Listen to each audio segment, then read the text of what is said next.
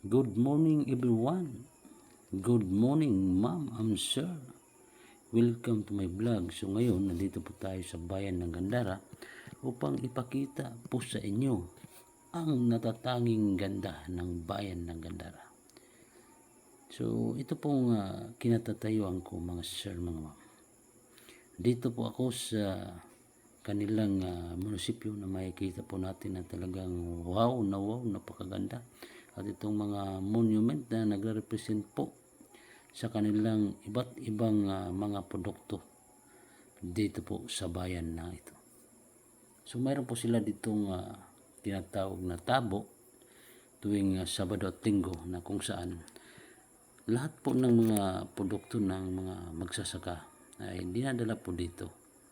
At yun namang mga karatig bayan gaya ng Pagsanghan, Tarangnan, mga pulo, mga isla, na kung saan pag Sabado at Linggo, yun ang punta din dito.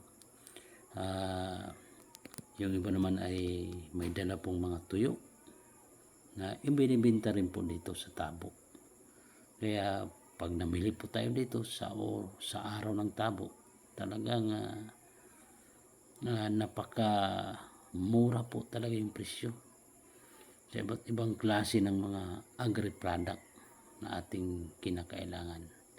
So talagang masasabi natin talaga yung bayan ng Gandaran talagang napaka progresibo.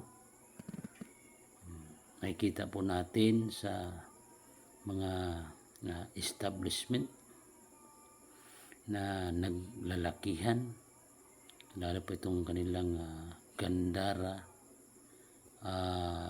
public market, na kung saan araw-araw po, kahit anong araw po ay makakabili po tayo dito ng karne ng kalabaw na masarap.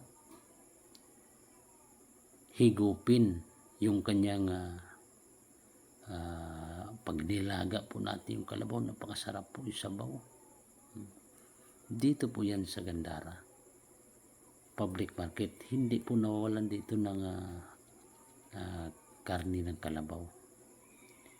Pag sinabing kalabaw, punta lang ng Gandara at talagang makakahanap ka talaga.